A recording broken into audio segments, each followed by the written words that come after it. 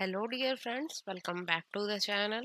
सो last video में हमने कुछ प्रॉपर्टीज पढ़ा था कि डिवीजन एल्गोरिथम से पहले जो बेसिक चीज़ें जाननी होती वो हमने पढ़ा था।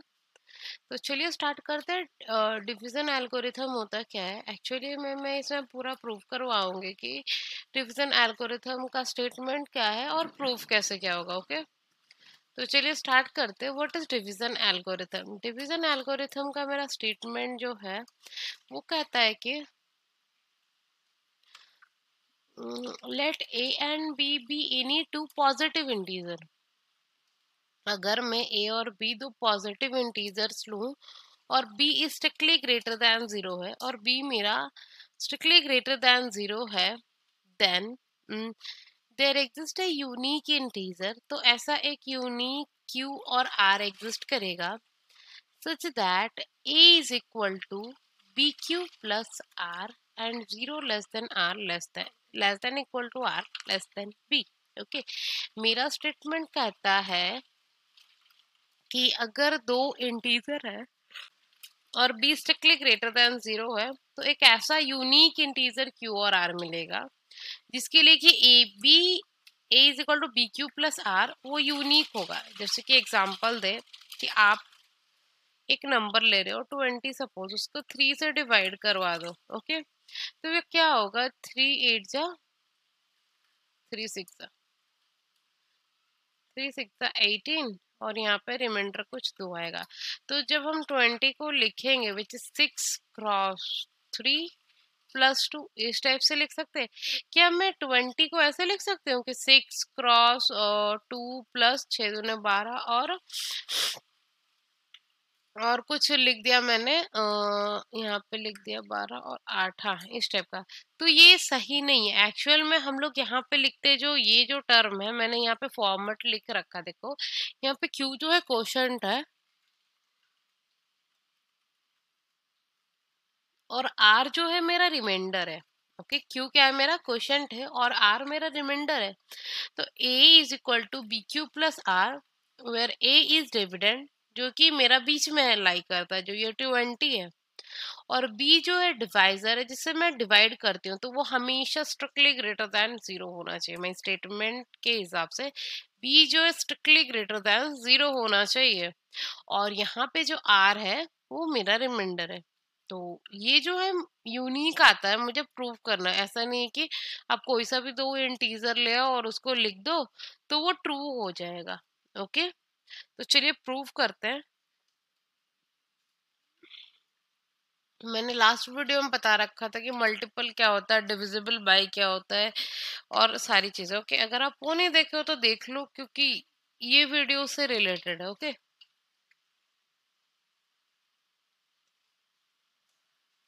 तो मैंने माना कि let multiple of B is, अगर मुझे बी का मल्टीपल लिखना तो मैं लिख सकती हूँ 0 plus minus B plus minus 2b and so on. एक चीज यहाँ पे आप इसे इक्वेशन नंबर 1 दे दो। ओके, मैं यहाँ पे लिख दे रही हूँ रिपीट करके। ओके, यहाँ पे प्रूफ यहाँ से स्टार्ट करती हूँ। A is equal to B Q plus are, this is equation number okay 1। Okay, तो मैंने पहले क्या लिखा कि set of multiple of b, जो कि मेरा हो गया b 0 plus minus B plus minus 2b, आप यहाँ पे लिख सकते हो plus minus 3b and so on. हो गया।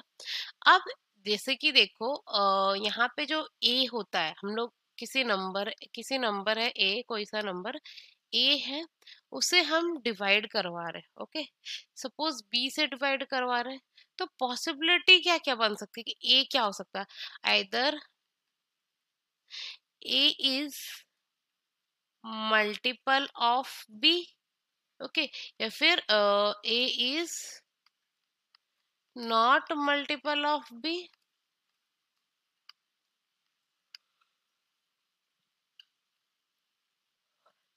Case 1, a is multiple of b. Okay, अगर ए जो है बी का मल्टीपल है, मतलब a is equal to some b into q types का होगा ना। मैं से एग्जांपल यहाँ पे दे रही हूँ आपको, इस टाइप का होगा। ओके, तो यहाँ पे मैं लिख सकती हूँ a is equal to B q. Okay, इस टाइप का होगा क्योंकि मल्टीपल है। तो यहाँ पे देखो अगर फ्रॉम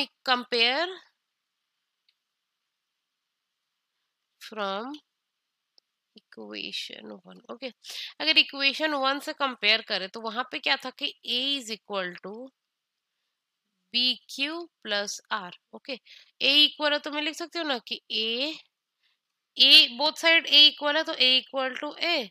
वहां से मैं बोल सकती हूँ कि ए इज इक्वल टू इस साइड बी क्यू लिख दू बी क्यू प्लस आर, और बी को कैंसिल हो गया, आर इक्वल टू 0। ओके, ये हो गया, आर मेरा 0 आ गया, रिमाइंडर 0 हो गया। मुझे एक्चुअल में देखो यहाँ पे मैंने एक चीज मिस किया है, यहाँ पे जो बी है यहाँ पे एक कंडीशन लिखना होगा कि,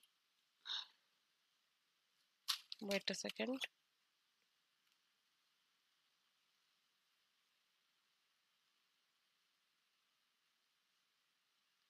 ये जो रिमाइंडर है, यहाँ पे जो रिमाइंडर है वो क्या है, बी से लेसर होगा, 0 less than equal to R less than B.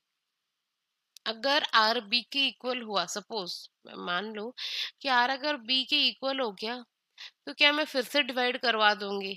Okay, तो फिर तो रिमाइंडर 0 आ जाएगा। तो इस केस में आर जो है स्ट्रिक्टली लेस देन बी होना चाहिए। मैं फिर से समरी कर रही हूँ, मैंने क्या किया, a equal to B Q plus r लिया, और आर जो है 0 से बी के बीच में लाई करेगा।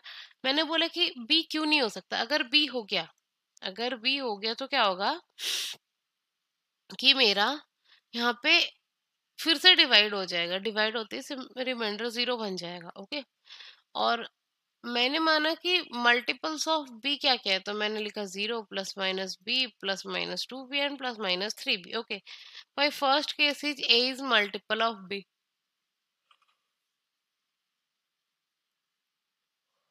अगर a मेरा b का मल्टीपल है तो क्या होगा, तो मैंने लिया कि a इज इक्वल टू, अगर a b का मल्टीपल है तो a is equal to B Q type से लिख सकते हैं।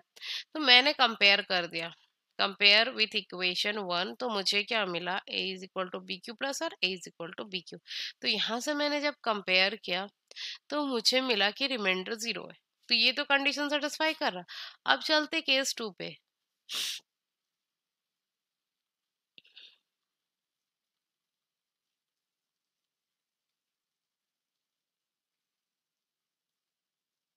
अगर ए बी का मल्टीपल नहीं है तो ए क्या होगा, अगर एक, जैसे कि देखो a is equal to B Q, अगर आप थोड़ा कंफ्यूज में हो तो मैं बता देती हूँ। जैसे मैंने 3 लिया, ओके, यहाँ पे ले लिया मैंने 12। ओके, जो देखो यहाँ पे 12 क्या है, 3 का मल्टीपल है, मतलब 3 इज मल्टीपल, मतलब a is multiple of b।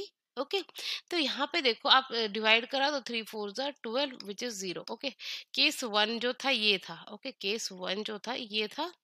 Okay, case two, case two में क्या है कि जैसे 3 को डिवाइड करवा रहे कुछ 14 से। ओके, तो यहाँ पे देखो 3 4 जो 12 आएगा और 2 कुछ रिमाइंडर बचेगा ना। तो मैंने माना कि ए जो है समथिंग कुछ बी क्यू और B into Q plus one के बीच में लाई कर रहा। ओके, क्यों, क्योंकि अगर उसके इक्वल नहीं है, बी के मल्टीपल नहीं है, वो तो किसी ना किसी मल्टीपल के बीच में लाई करेगा ना। जैसे कि आप देखो 14 ले रहे हो, 14 ले रहे हो तो ये 12 और 15 के बीच में लाई कर रहा है। ओके, तो इसी तरीके से मैंने लिख दिया कि ए अगर मल्टीपल नहीं है तो ए कोई ना कोई दो दो कंसेक्यूटिव क्यू के मल्टीपल के बीच में लाई करेगा। अच्छा, अब सेकंड स्टेप क्या करते हैं कि मैं सिंपली मल्टीप्लाई करा देती, b q less than a less than b Q plus q. अब मैं बी क्यू से माइनस करवा देती हूँ। ओके, तो 0 less than a minus B q less than b. एक सेकेंड, यहाँ पे क्यू लिखते हैं, बी होगा। ओके, अब मैंने इक्वेशन वन में क्या दिया था, देखो आप, इक्वेशन वन क्या है मेरा, ये है इक्वेशन वन, ये है मेरा a plus B Q is equal to R. तो अगर मैं लिख दूं a minus B Q is equal to R, तो देखो वहां पे मुझे a माइनस बी क्यू ही मिला है। चलो देखते हैं, a माइनस बी क्यू है यहाँ पे, आप देखो नोटिस करो। तो यहाँ से लिख सकते हो कि 0 r b मिल गया ना मुझे। ओके, अब देखो वहां से मुझे मिला था r=0, तो जो कंडीशन मिली मुझे r< <0 क्योंकि हम बोथ केसेस को कंबाइन करके लेके चलते हैं। अब मुझे क्या शो करना, मुझे जो प्रूफ है क्या है, देखो प्रूफ बोलता है कि देन, मतलब मैंने दिखा दिया कि दो पॉजिटिव इंटीजर है, बी स्ट्रिक्टली ग्रेटर देन 0 है, तो मेरा जो आर जो है 0 से बी के बीच में लाई कर रहा है। अब मुझे दिखा देना है कि यूनिक क्यू एंड आर मिलेगा। यूनिक मतलब क्या होता है कि आप जो ले रहे हो वो एक ही होगा, उसके अलावा कुछ एग्जिस्ट नहीं करेगा। मतलब आप जो उसके अलावा छोड़कर कुछ भी लोगे तो वो कंडीशन को सेटिस्फाई नहीं करेगा, वो उसके इक्वल ही बन जाएगा। ओके, अगर आप सही से ले रहे हो तो वो उसके इक्वल बनेगा, अदरवाइज वो कॉन्ट्राडिक्ट कर जाएगा जो आप चीजों को लिया। तो हम मान के चलते हैं कि we prove this by method contradiction. Okay, हम प्रूफ कैसे करेंगे, we proof this by contradiction. Contradiction, okay.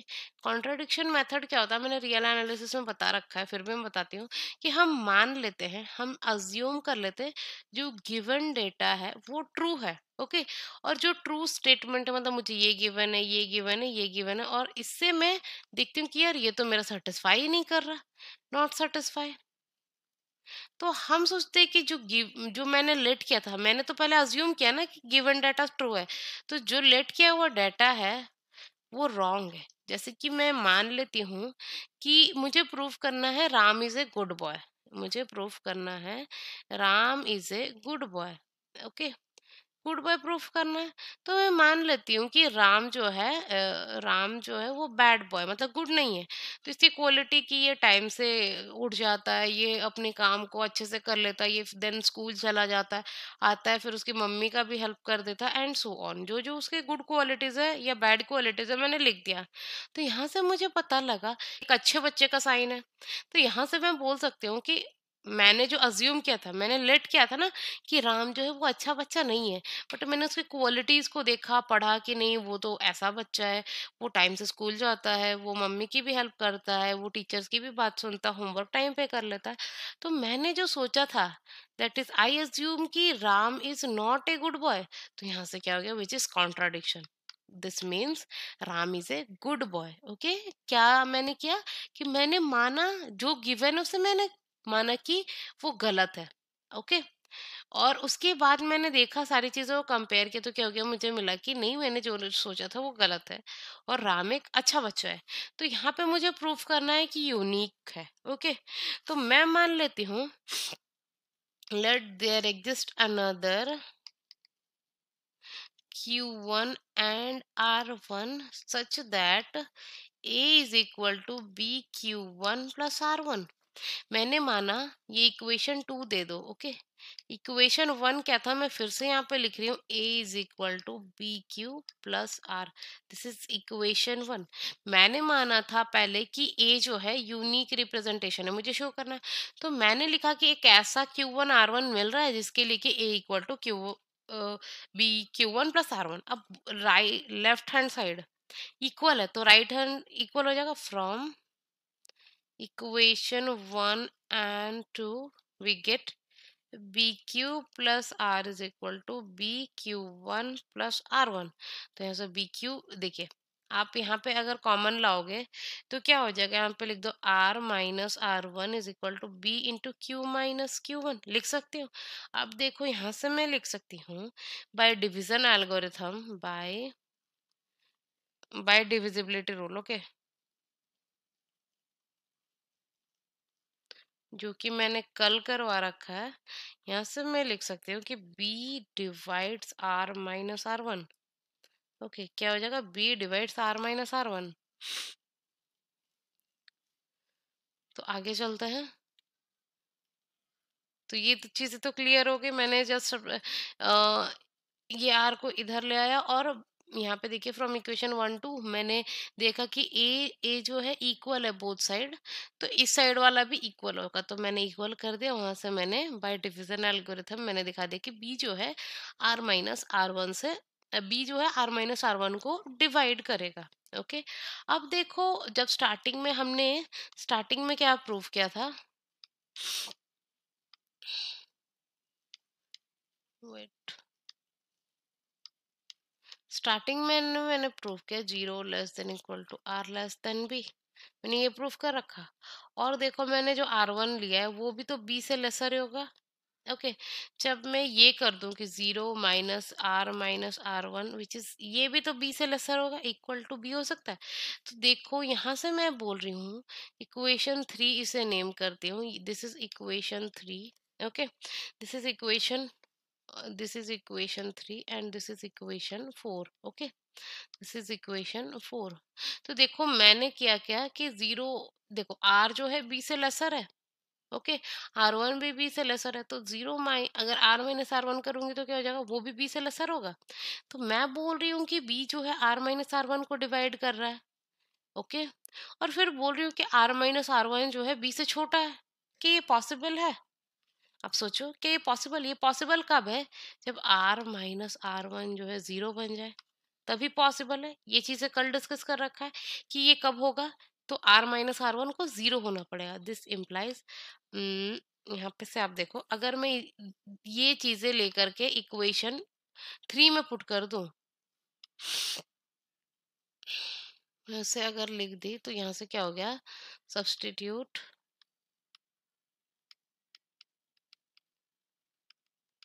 In equation 3। अगर मैं सब्स्टिट्यूट कर दूं तो क्या हो जाएगा, R - R1 क्या हो जाएगा मेरा, जीरो बन जाएगा। मतलब मेरा था R - R1, इक्वेशन 3 को मैं फिर से लिख रही हूँ, B इंटू Q - Q1।